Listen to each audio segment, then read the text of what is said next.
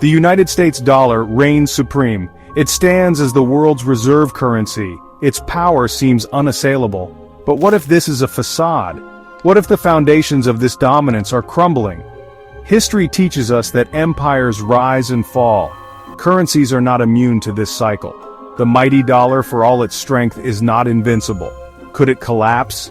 The signs are ominous. The possibility is becoming increasingly real. This is not hyperbole. It is a cold, hard assessment of the situation. The dollar's dominance is not preordained. It is built on a system, and systems can and do fail. We must confront this uncomfortable truth. We must ask ourselves, are we prepared for a world without the dollar at its center? The warning signs are flashing red. Global de-dollarization is accelerating. United States debt is spiraling out of control. The printing presses are churning out money. This cannot continue indefinitely. The laws of economics are not bound by political will. Sooner or later, reality will assert itself. The question is not if, but when, the dollar will fall. The consequences of such a fall would be catastrophic, not just for the United States but for the entire world. The global economy is built on the dollar. Its collapse would trigger chaos and uncertainty on an unprecedented scale. Are we ready to face such a future? The dollar's ascent to global reserve currency status was not inevitable. It was the result of specific historical circumstances. World War II devastated Europe. The United States emerged from the conflict relatively unscathed. It held the lion's share of the world's gold reserves.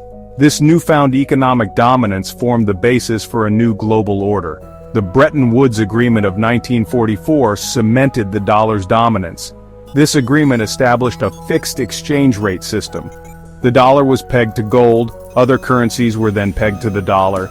This system ushered in an era of unprecedented global economic growth. The dollar was at the heart of it all, but this system was not built to last. The United States engaged in expensive foreign interventions. The Vietnam War drained its resources. Domestic spending soared. The gold standard became increasingly untenable. In 1971, President Nixon made a fateful decision. He severed the dollar's link to gold. The Bretton Woods system collapsed. The world entered a new era, the era of fiat currency. The dollar was no longer backed by a tangible asset. Its value was now based solely on faith. Faith in the United States economy, faith in the United States government.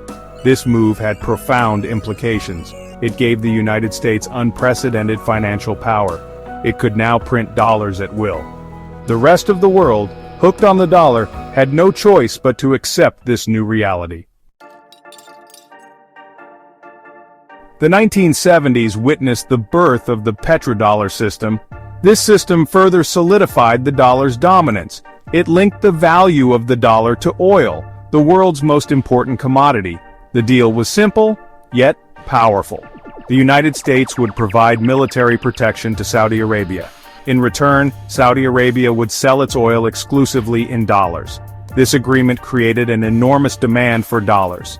Oil-importing countries around the world needed dollars to purchase oil. The dollar became the world's reserve currency in practice, not just in name. The petrodollar system was a stroke of genius. It created an artificial demand for dollars. This allowed the United States to print money with relative impunity. The consequences of this exorbitant privilege would be felt decades later. The petrodollar system had far-reaching geopolitical implications. It gave the United States immense leverage over other countries. Control over the dollar meant control over the global oil trade. This power was not used lightly. The United States used its financial might to punish its enemies and reward its allies.